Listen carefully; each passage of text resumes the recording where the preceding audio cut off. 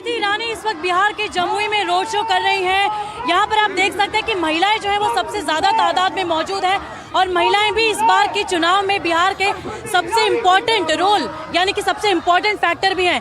चलिए स्मृति जी से बात करते हैं।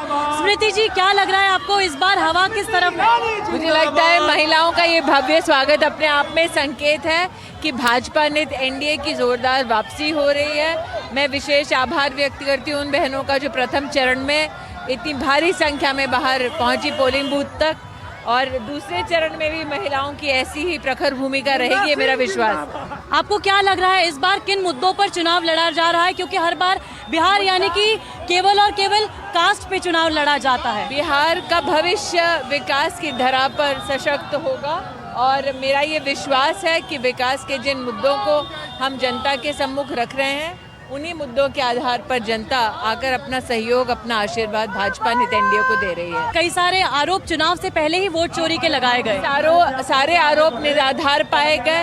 न सिर्फ कोर्ट के माध्यम से, विशेष मीडिया के बंधुओं ने भी एक एक ऐसे वक्तव्य को विपक्ष के नेता के उनको साबित किया है कि वो वक्तव्य, वो उनका जो प्रेस कॉन्फ्रेंस है वो कितना झूठा है, कितना खोखले उनके दावे हैं। स्मृति जी, एनडीए के लिए इस बार सबसे बड़ा विनिंग फैक्टर क्या होगा यदि चुनाव जीतते हैं तो? मोदी और नीतीश कुमार की जोड़ी।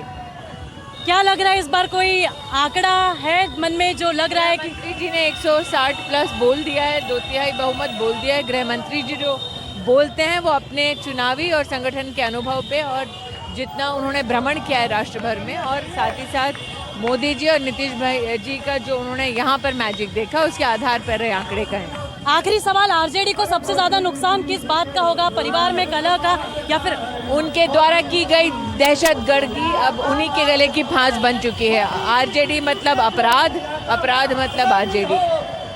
जंगल राज वर्सेस सुशासन।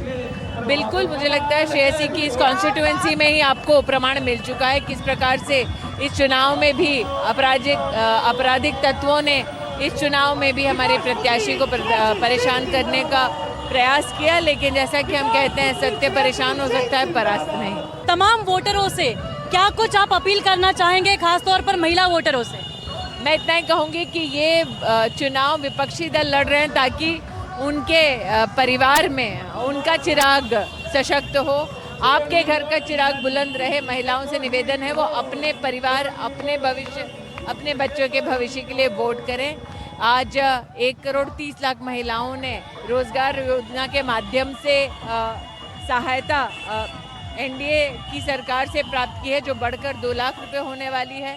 76 लाख किसानों को बिहार में प्रधानमंत्री कृषि सम्मान योजना का लाभ मिला है, जो संख्या बढ़कर अब 9,000 प्रतिवर्ष होने वाली है। आज बिहार में लगभग 4 करोड़ आयुष्मान भारत कार्ड बांटे गए हैं। 80,000 करोड़ से ज़्यादा का खर्चा हो चुका है ताकि स्वास्थ्य जनता का सुदृढ़ किया जा सके। तो ऐसे कई विकास के मुद्दे हैं जिनके आधार पर मैं अपील करती हूँ कि महिलाएं क्या, बिहार का हर नागरिक जो वोट कर सकता है संविधान के परिधि में वो आए, अपना वोट दे। इस पर बिहार का भविष्य टिका है।